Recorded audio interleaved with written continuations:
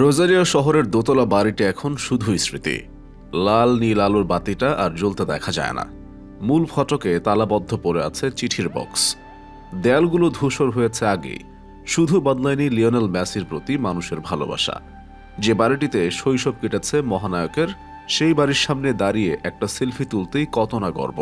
সঙ্গে দেয়ালে লেখা কিছু কথাও বলে দেয় একটাই চাওয়া, সোনালি ট্রফি, যার স্মৃতির আঙিনায় দাঁড়িয়ে মানুষ হারিয়ে যায় বহুদূর। তার হাতে একটা বিশ্বকাপ তো চাইতেই পারে তারা। এবারও তার ব্যতিক্রম নয়। উল্টো মনে প্রাণে মেসির হাতে আরাধনার শিরোপা দেখার অপেক্ষা এখন তারা। মেসিও রাঙিয়ে যেতে চান। এর মধ্যে গুঞ্জন মেসির চোট নিয়ে। কেন একাকী অনুশীলন করছেন?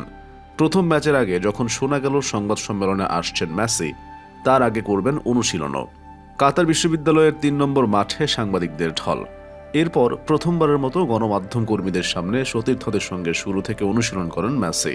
আগের দিনগুলোতে ছিলেন আড়ালে।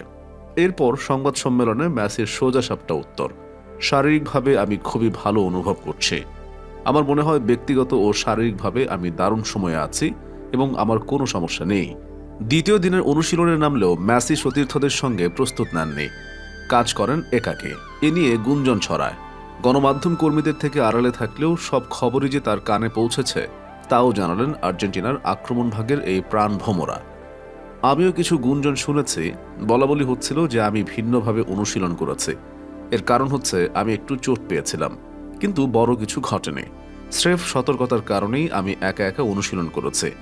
সবকিছু স্বাভাবিক আছে। আজ থেকে শুরু যুদ্ধটা, যে যুদ্ধে প্রথম প্রতিপক্ষ সৌদি আরব। আগের 4 দেখায় 2টিতে জেতে আর্জেন্টিনা, বাকি 2টি হয় ড্র। মঞ্চটা যখন বিশ্বকাপ, তখন কোনো কিছুই আগে থেকে নিশ্চিত করে বলা যায় না। তবে 36 ম্যাচে টানা অজেয় থাকার সঙ্গে তারকাদের ফর্ম আশা দেখাচ্ছে আকাশী সাদাদের।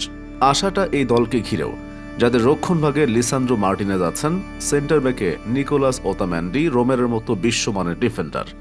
তাদের যে সহজে গোল দেয়া যাবে না এটা বলাই যায়। আর আক্রমণে মেসির মতো বিশ্বমানের খেলোয়াড়, ডি মারিয়ার মতো নিখুঁত ফরওয়ার্ড আর লাউতারো মার্তিনেজের মতো দারুণ ফিনিশার আছেন, তাদের বুঝি গোল করা নিয়ে ভাবতে হবে?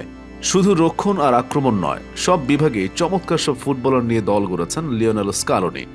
এমন দলকে কি হারানো যায়? সাম্প্রতিক ফর্ম সেই আভাসই দিচ্ছে। আপাতত সবার নজর সৌদি ম্যাচে।